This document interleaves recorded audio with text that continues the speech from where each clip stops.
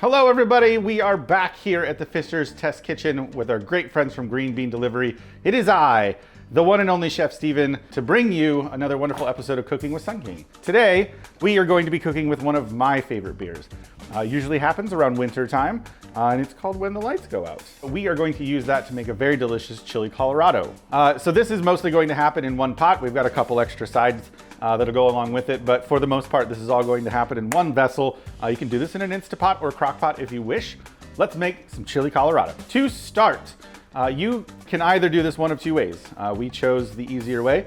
We need to brown some pork. So we have some beautiful pork shoulder, again, from our great friends at Green Bean Delivery. I cubed it up and just browned it off in the oven with a little bit of salt. If you want, you can do all of that in a pan. Depending on the size of your pan, you might need to do a couple of turns. That's why I chose the easier route. So we just baked this at 375 degrees for about 20-25 minutes until everything was nice and golden brown and delicious. We are going to use the reserved fat that's in the bottom of that pan to sweat out some onions and garlic, and then we add our spices. This is kind of where this dish really gets its comforting flavors and origins. We're gonna saute some chili powder, a little bit of cumin, some oregano, smoked paprika, regular paprika, and of course a little salt and pepper. We want to really bloom those spices in that pork fat. That will give us this beautiful color and also make sure everything just doesn't kind of taste pasty. So from there, we add, of course, our delicious coffee porter When the Lights Go Out, some beef broth, and then we let it simmer just until the pork is not disintegrate tender, but we do want the pieces to be nice and tender. We're gonna lightly thicken it with a cornstarch slurry, which we'll talk about here in a little bit. And then serve it with some delicious warm tortillas, some rice, some beans, a little fresh cilantro. Really something that you can, again, do most of the work in the crock pot and then just thicken it right before you eat it. Or you can just do it over the stovetop like we're gonna do today. So let's get cracking. So we have our reserved pork fat from browning all of that off in the oven. Again, you can do this all in the pan if you want to. This way I was able to cook all 3 pounds of pork shoulder all at the same time. So to this, we're gonna add a whole onion diced. We're just gonna let this sweat for just a couple of minutes, just until things are nice and translucent. We're not looking for crazy golden brown or anything like that. We're just looking to get them a little clear. So we've got our onions already sauteing in our pork fat. And once they're just a lightly translucent and just a little bit brown, we're gonna grate in with a microplane about 6 cloves of garlic. We'll give that a quick stir. And then we don't want to let that set too long because it will burn. Garlic has a lot of sugar in it, even more than the onion.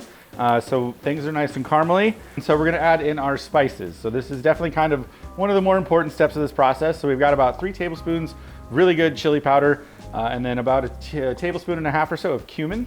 So that goes in. Over here we have some smoked paprika, regular paprika, and just a little bit of oregano. We will give this a big stir.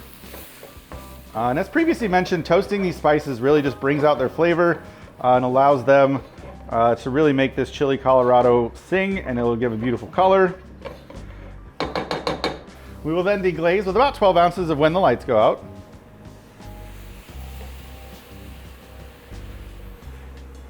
And that will stop the cooking. Slow everything down a little bit. That also kind of helps us scrape all of those little bits of what we call fond on the bottom of the pan. And since we are going to simmer this for about a half hour or so, no real need to cook out all of the alcohol. It will evaporate as the chili cooks. We will then add in our pork. And those reserved juices, if there are any. Everybody in the pot. And then we need just a little organic beef broth to cover. Obviously, depending on the size and width of your pot, and of course how much pork you have. I'm gonna guess we'll need about half of this. We'll start with 16 ounces. We aren't looking for like a super brothy chili. We do want this just to be kind of nice and tight and ready to go. So whenever you are, I am.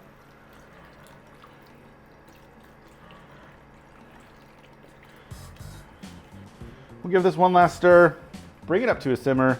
And then just simmer, honestly, probably about half hour, 45 minutes. If you are doing this in an Instapot or crock pot, just use your normal settings for a nice slow braise.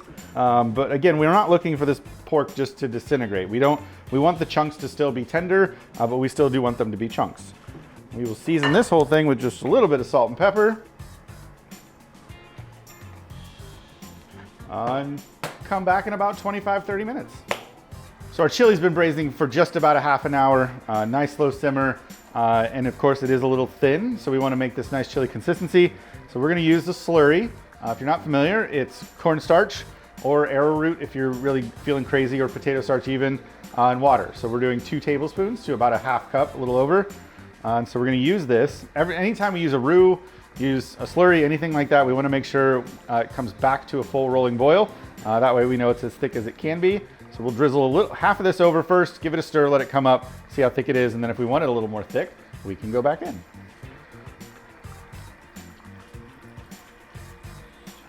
And this really just allows, again, like I said earlier, the chili just to kind of come together, be beautifully thick, but not pasty. We're not using a flour roux here.